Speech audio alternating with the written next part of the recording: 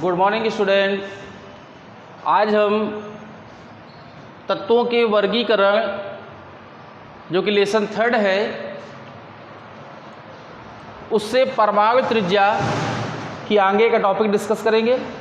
Last video में परमाणु त्रिज्या किसे कहते हैं और परमाणु त्रिज्या के जो प्रकार थे, जिसे अलग अलग तत्वों के आधार पर अलग अलग तरीके से नाम दिया गया था, धात्विक त्रिज्या, वॉन डर वाल त्रिज्या, सहसंयोजक त्रिज्या, ये सब बताया परमाणु त्रिज्या के अंतर्गत ही आते हैं। इनको आपको लास्ट वीडियो में इनके नोट्स भी आपको दिए गए थे और थोड़ी सी पर डेफिनेशन बताई गई थी। लेकिन आज हम उसी टॉपिक का नेक्स्ट पार्ट हम आज आपको समझाने जा रहे हैं कि परमाणु त्रिज्या कहते किसे, ये तो हमने पढ़ लिया, लेकिन परमाणु त्रिज्या घटती है बढ़ती है, ये जो हमें ये कैसे पता लगाते हैं कि परमाणु त्रिज्या कब घटती है और परमाणु त्रिज्या कब बढ़ती है। जैसा कि आपने आवर्त सारणी में पढ़ा था कि आवर्त जो होते हैं वो 7 होते हैं जो बाएं से दाएं चलते हैं, और वर्ग टोटल 18 हैं, उपवर्ग जो ऊपर से नीचे चलते हैं। तो आज हम परमाणु त्रिज्या की आवर्तिता की बात करेंगे, और आवर्तिता में सबसे पहले हम बात करेंगे आवर्त में। तो आवर्त में परमाणु त्रिज्या का मान घटता है या बढ़ता है। चलिए हम आपको बताते हैं कि आवर्त में जो परमाणु त्रिज्या है बाएं से दाएं जाने पर, बाएं से दाएं जाने पर घटती है। अब ये तो आपने पढ़ लिया कि बाएं से दाएं जाने पर घटती है, लेकिन कैसे घटती है ये हमें कैसे पता चलेगा। देखिए बाएं से दाएं जाने पर घटती है, आइए इसको एक हम एग्जाम्पल के द्वारा समझते हैं। तो आवर्त हमने दूसरा आवर्त ले लिया, इस दूसरे आवर्त में लिथियम, बेरिलियम, बोरान, कार्बन, इस तरह से तत्व चलते हैं। हमने इससे केवल 3 तत्व ले लिए हैं, लिथियम, बेरिलियम और बोरान, जिनका एटॉमिक नंबर है 3, 4 और 5। अब हम अगर इनका इलेक्ट्रॉनिक विन्यास करें, इलेक्ट्रॉनिक कॉन्फ़िगरेशन करें, तो क्या देखते हैं कि पहली कक्षा में इसमें 2 इलेक्ट्रॉन होंगे और दूसरी में 1 होगा। बेरिलियम के पहली कक्षा में 2 होंगे, दूसरी कक्षा में भी 2 होंगे। बोरान के पहली कक्षा में 2 और दूसरे में 3 होंगे। इस तरह से देखिए हम अगर बात करें कि अगर हम स्ट्रक्चर बनाएं तो ये इसका न्यूक्लियस हो गया, ये इसकी पहली कक्षा हो गई और ये इनकी दूसरी कक्षा हो गई। पहली कक्षा में 2 इलेक्ट्रॉन हैं और दूसरे में 1 है। ये बेरिलियम है, नाभिक हो गया, ये पहली कक्षा हो गई जिसमें 2 इलेक्ट्रॉन हैं, और ये दूसरी कक्षा हो गई जिसमें भी 2 इलेक्ट्रॉन हैं। ये बोरान हो गया, नाभिक, पहली कक्षा में 2 और ये दूसरी कक्षा है जिसमें 3 इलेक्ट्रॉन है। ये इलेक्ट्रॉन दर्शा दिए गए। अब आपको जैसा कि मालूम भी है कि किसी भी परमाणु के नाभिक के अंदर धनावेश होता है, और जो धन आवेश होता है वो ऋण आवेश के बराबर होता है। धन आवेश ऋण आवेश के बराबर होता है, और धन आवेश ऋण आवेश को अपनी ओर खींचता है। धन आवेश ऋण आवेश को अपनी ओर खींचता है, यानी उसे अट्रैक्ट करता है। अर्थात जो नाभिक में उपस्थित जो प्रोटॉन है वो अंतिम कक्षक में उपस्थित इलेक्ट्रॉनों को अपनी ओर आकर्षित करेगा, अपनी ओर खींचेगा। अब देखिए तीनों में 2 ही कक्षक हैं, 2 आवर्त इसमें भी है, यानी 2 कक्षाएं इसमें भी हैं, 2 कक्षाएं इसमें भी है, 2 कक्षाएं इसमें भी हैं। लेकिन अंतिम कक्षक में इलेक्ट्रॉन की संख्या में वृद्धि हो रही है, इसमें 1, इसमें 2, इसमें 3। यानी हम ये कहेंगे कि अंतिम कक्षक में इलेक्ट्रॉनों की संख्या में वृद्धि होने से इनका नाभिकीय आवेश बढ़ जाता है। अंतिम कक्षक में इलेक्ट्रॉनों की वृद्धि होने से इनका नाभिकीय आवेश बढ़ जाता है। नाभिकीय आवेश बढ़ जाने से नाभिक इसे अपनी ओर अट्रैक्ट करने लगते हैं। जब अपनी ओर अट्रैक्ट करेंगे यानी अपनी ओर इन्हें आकर्षित करेंगे, तो आकर्षित करने पर ये अंदर की ओर जाएंगे।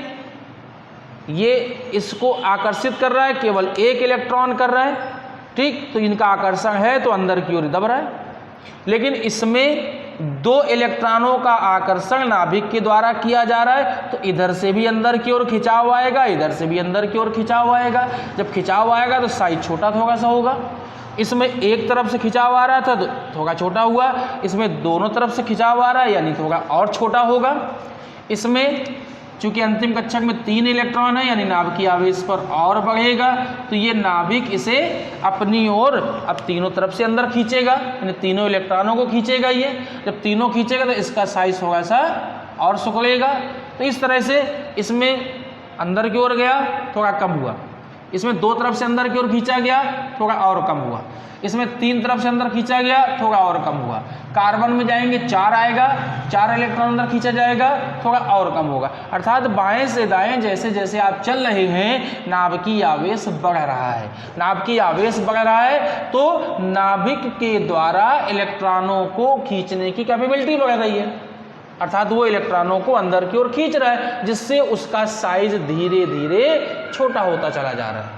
और साइज छोटा हो रहा है, साइज छोटा होने मतलब त्रिज्या छोटा होना, क्योंकि परमाणु तो गोलाकार होता है, ये आपने पढ़ा ही हुआ है कि परमाणु जो होते हैं वो गोलाकार होते हैं। जब उनका साइज छोटा होगा तो साइज छोटा मतलब उनकी त्रिज्या भी छोटी होती चली जाएगी।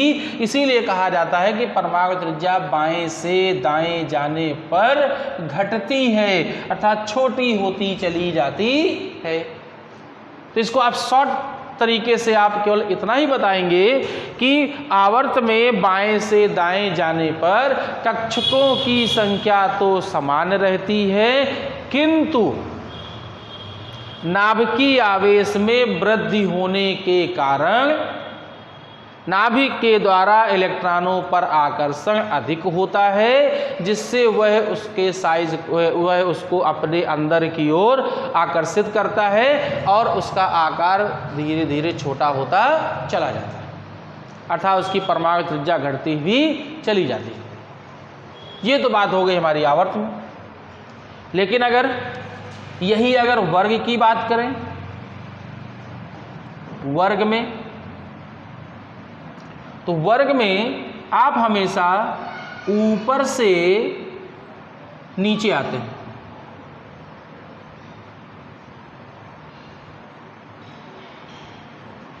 ऊपर से नीचे, तो ऊपर से नीचे आने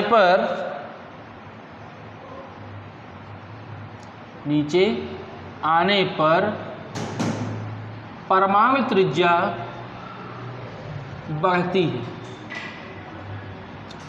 परमाणु त्रिज्या हमेशा बढ़ जाती है। क्यों बढ़ जाती है ऊपर से नीचे आने पर? आइए उसको भी एक एग्जाम्पल के द्वारा समझ लेते हैं। हमने कोई एक ग्रुप ले लिया, चलिए फर्स्ट एक ग्रुप ले लिया। फर्स्ट एक ग्रुप में हाइड्रोजन, लिथियम, सोडियम ये तत्व हैं। Atomic number 1, 3, 11। पहली कक्षा में 1, दूसरी इसमें देखिए लिथियम में पहले में 2, दूसरे में 1, सोडियम में पहले में 2, दूसरे में 8 और तीसरे में 1। अब यहाँ पर देखिए हमने हाइड्रोजन का ये नाभिक बनाया, ये पहली कक्षा है जिसमें केवल एक ही इलेक्ट्रॉन है। अब ये लिथियम का बनाया नाभिक, पहली कक्षा में 2 हैं और दूसरी कक्षा में 1 इलेक्ट्रॉन है। ये अब बना लिया सोडियम का नाभिक, पहली कक्षा में 2, दूसरी कक्षा में 8 और ये तीसरी कक्षा में 1। अब जरा देखिए आप कि आवर्त वर्ग में ऊपर से नीचे जाने पर अंतिम कक्षक में उपस्थित इलेक्ट्रॉन तो बराबर ही है, 1, 1, 1, अर्थात नाभिकीय आवेश तो बराबर ही है। इसमें नाभिकीय आवेश बढ़ रहा था, 1, 2, 3 इलेक्ट्रॉन बढ़ रहे थे, अर्थात नाभिकीय आवेश बढ़ रहा था। इसमें अंतिम कक्षक में उपस्थित इलेक्ट्रॉन की संख्या समान है, अर्थात नाभिकीय आवेश बराबर है। नाभिकीय आवेश में कोई वृद्धि नहीं होती है। वर्ग में ऊपर से नीचे आने पर नाभिकीय आवेश में कोई वृद्धि नहीं होती है। हाँ, बढ़ता क्या है, कक्षकों की संख्या में वृद्धि हो जाती है। कक्षाएं देखिए, एक कक्षा है ये, इसमें 2 कक्षाएं हैं, इसमें 3 कक्षाएं हैं। तो जब कक्षाओं की संख्या में वृद्धि होगी तो उनकी नाभिक से अंतिम कक्षा के बीच की दूरी भी बढ़ेगी। 1 है, इतनी दूरी है, 2 है, दूरी बढ़ गई, 3 है और दूरी बढ़ गई। तो जब नाभिक से अंतिम कक्षा की दूरी बढ़ेगी तो स्वाभाविक है कि त्रिज्या भी बढ़ेगी, क्योंकि कक्षकों की संख्या में वृद्धि हो रही है। कक्षकों की संख्या में वृद्धि होने से उनकी जो नाभिक से अंतिम कक्षक के बीच की दूरी है वो बढ़ जाती है, और बीच की दूरी बढ़ जाने पर उनकी त्रिज्या भी बढ़ जाती है। इसीलिए कहा जाता है कि ऊपर से नीचे आने पर परमाणु त्रिज्या बढ़ जाती है। तो इसको आप अपने कॉपी में शॉर्ट तरीके से कैसे लिखेंगे कि वर्ग में ऊपर से नीचे आने पर कक्षकों की संख्या में लगातार वृद्धि होती है, जिस कारण से परमाणु त्रिज्या में भी वृद्धि हो जाती है, जबकि नाभिकीय आवेश समान ही होता है। इतनी पॉइंट लिख करके आप अपने शब्दों को विराम दे देंगे, यानी इसे समझा देंगे किस तरह से आवर्त में परमाणु त्रिज्या कैसे घटती है और वर्ग में ऊपर से नीचे आने पर परमाणु त्रिज्या कैसे बढ़ती है। अब हम आपको नेक्स्ट वीडियो में आयनों की त्रिज्या, इसी परमाणु त्रिज्या से ही रिलेटेड है, आयनों की त्रिज्या। तो आयनों की त्रिज्या होती क्या है, और चूंकि जैसा कि आपको मालूम है कि आयन 2 प्रकार के होते हैं, धन आयन और ऋण आयन। तो धनायनों की त्रिज्या में कैसे परिवर्तन होगा, यानी बढ़ेगा या घटेगा, ऋणायन की त्रिज्या में परिवर्तन कैसे होगा, घटेगा या बढ़ेगा, वो हम आपको नेक्स्ट वीडियो में आपको समझाएंगे। तब तक के लिए इस बताए गए टॉपिक को अच्छे से पढ़ें, समझें और अपनी एक्सरसाइज की जो बुक है उस बुक की एक्सरसाइज को देखें, और उसमें इससे रिलेटेड कोई भी क्वेश्चन अगर आता है तो आप उसको सॉल्व करें। उसमें क्वेश्चन देखिए कैसे पूछा जाता है, ये भी आपको थोड़ा हिंट दे दें। एग्जाम में जो क्वेश्चन है कुछ ऐसे पूछ लिया जाता है कि दिए गए तत्वों में, सपोज दैट यहाँ तत्व दे दिए गए सोडियम, मैग्नीशियम, एल्यूमिनियम, ये दे दिए गए। अब कहा गया कि इनमें बताइए किसकी परमाणु त्रिज्या अधिक है, किसकी परमाणु त्रिज्या कम है, या फिर ये पूछ लिया गया कि इनकी परमाणु त्रिज्या के घटते हुए क्रम में या फिर बढ़ते हुए क्रम में इन्हें व्यवस्थित कीजिए। तो इसी आधार पर इसे किया जाना है।